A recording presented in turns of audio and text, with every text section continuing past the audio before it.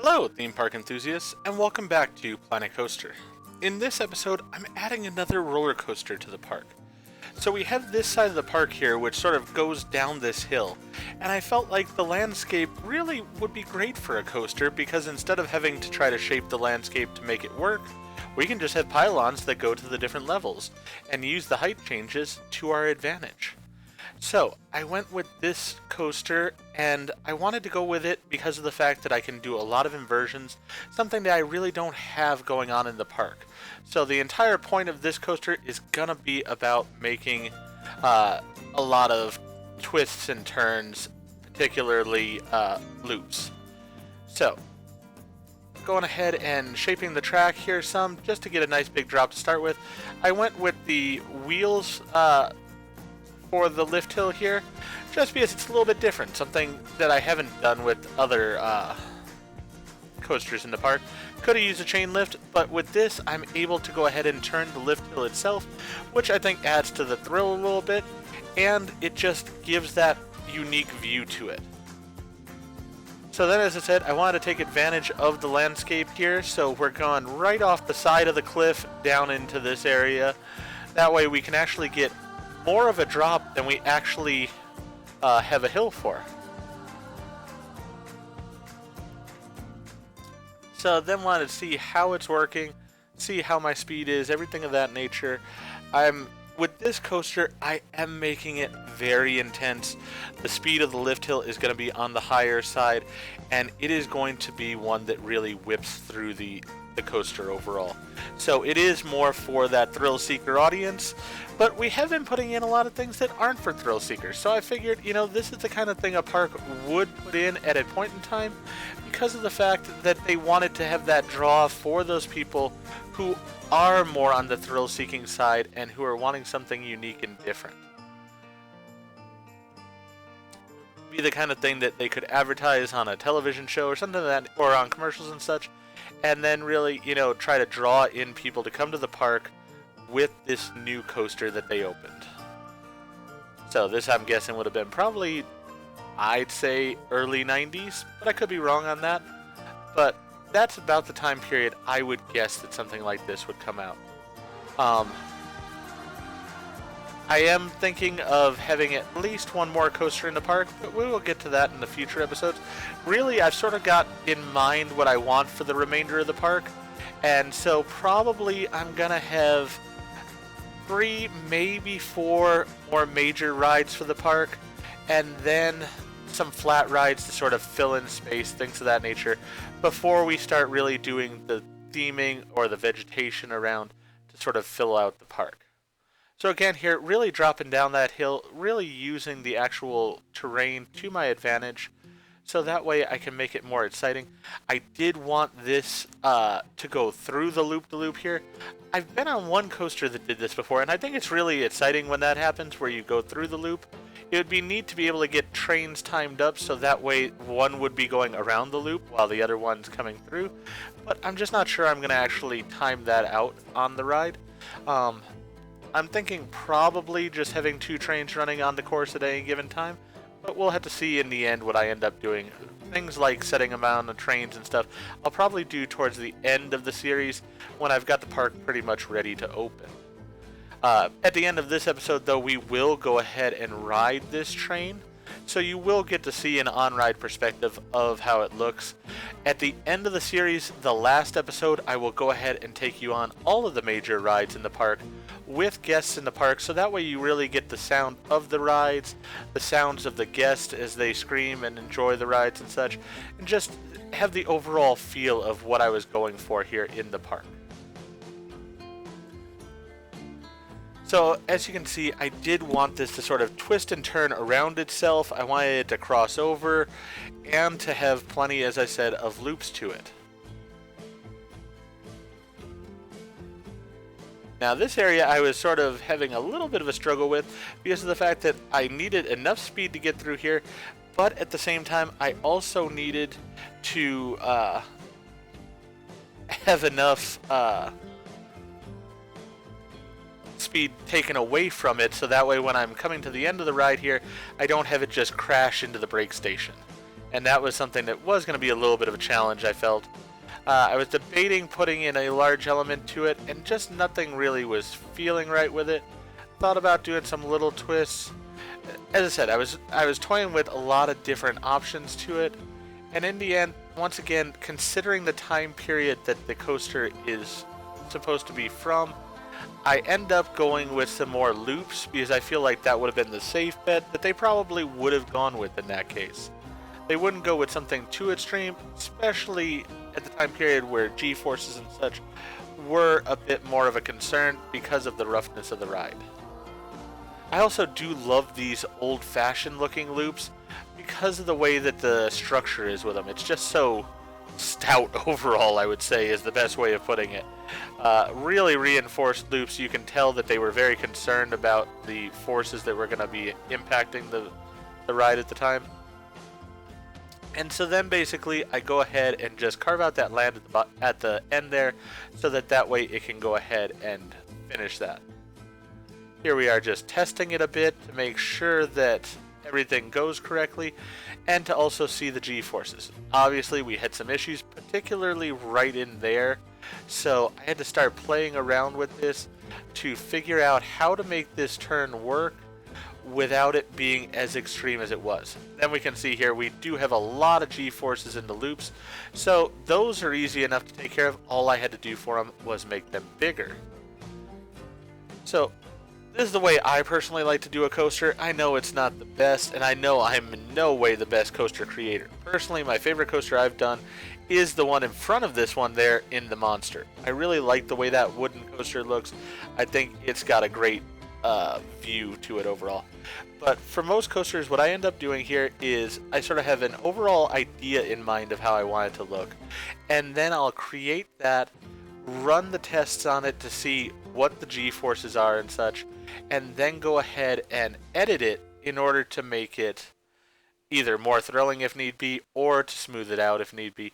Also, I go ahead and ride it as you've seen there in the first-person perspectives, because I want to see if I notice anything where it's like very jerky or anything of that nature, because I do want to make sure that the ride is smooth.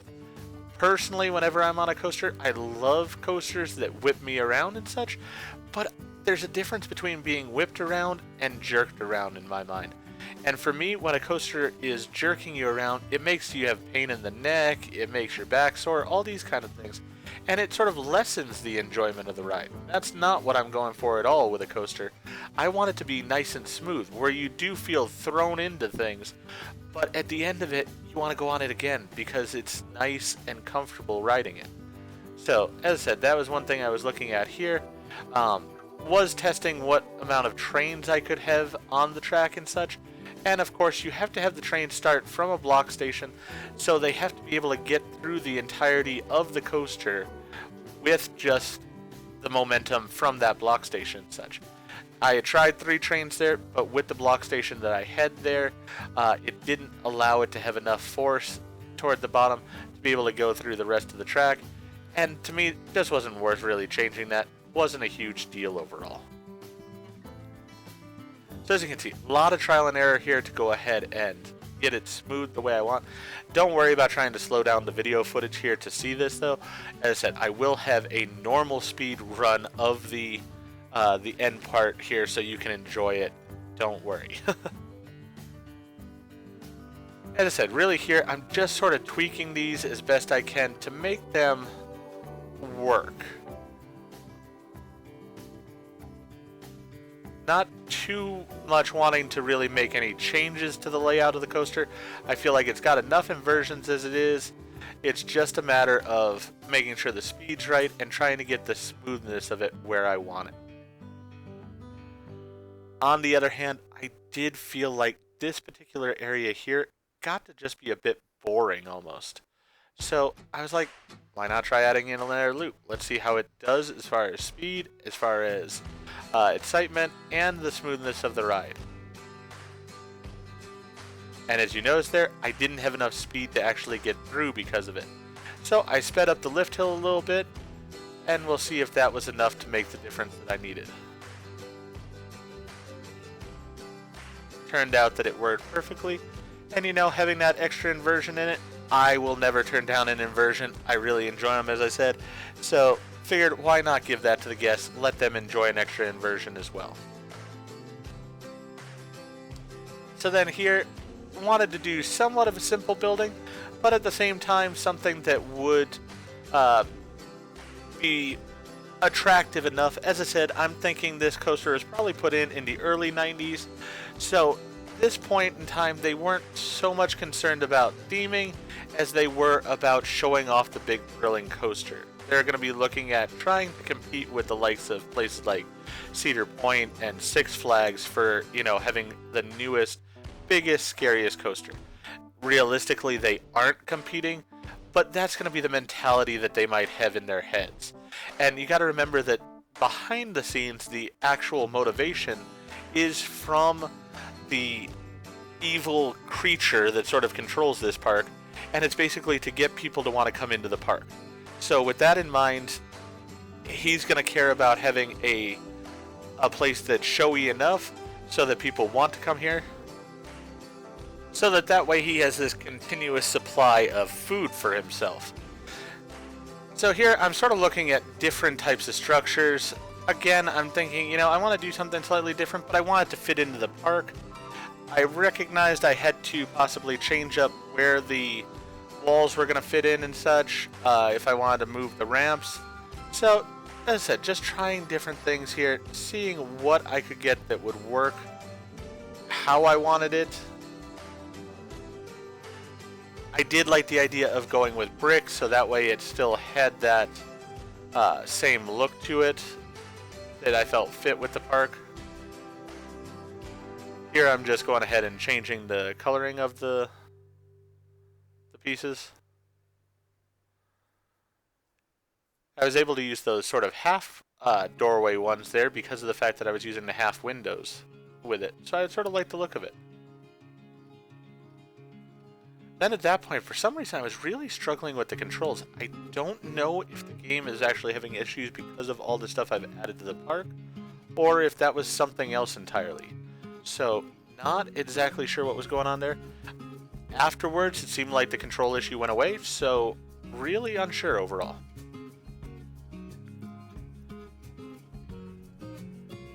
Then here I was looking at just little ornamentation I could use for the roof, because as I said, this is going to be sort of a newer building. It's going to be one of those that this is one of the more recent additions they had put in the park, and I wanted to still fit with the overall theme of the park, but at the same time stand out in its own way, if that makes sense. So I felt like this little detail here worked nicely. Was pleased with how it looks overall.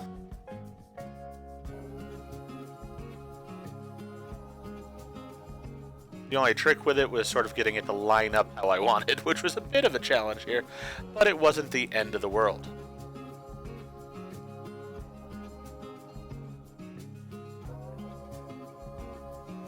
Then basically just flipping it around, putting it on the other side.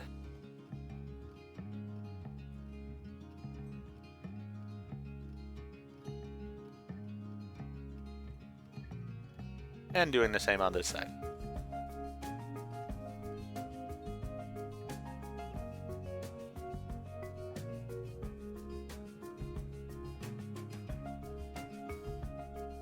Then again, here I'm thinking about lighting. Really, I always am wanting to use these chandeliers, but I just never find a location where they fit how I'd like them to. It's one I probably will always continue trying. I don't know, it's just a constant struggle for me there. And so, again, here I'm just trying to figure out what lighting I think works. I decide to go with a different style of beam that I can attach lights to, just to make it feel a bit more modern in a way. Or at least, 1990s style modern. So, sort of this open structure to the beams.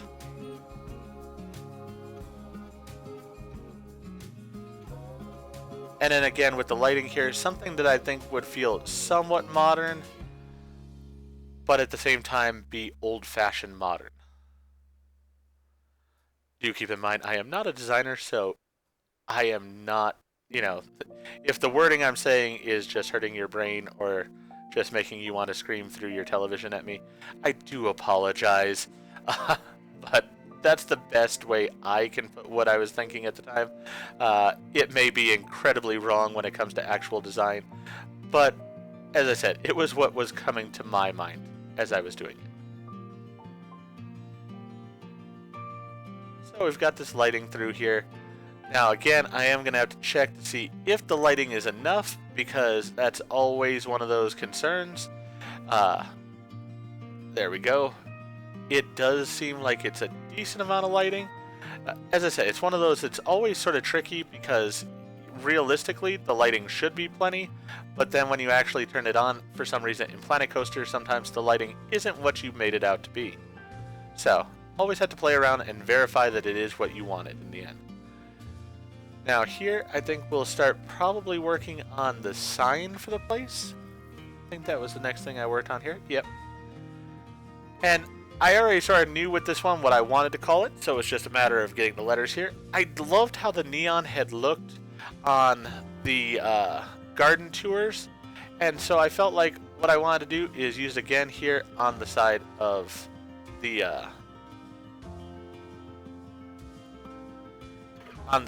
this building here. I do still want to use the big gaudy letters that we use on all the other rides, but we'll put those somewhere else. So we are naming this one Cliffhanger, because of the fact that it sort of just does go over the cliff there as it does. I was looking at these pieces, and after looking at them a bit, I've realized that probably I am going to go back in, even though it's off screen here. But I think I might add in one of those loops to the top of the building. Again, just something that will sort of stand out and be unique there for the ride.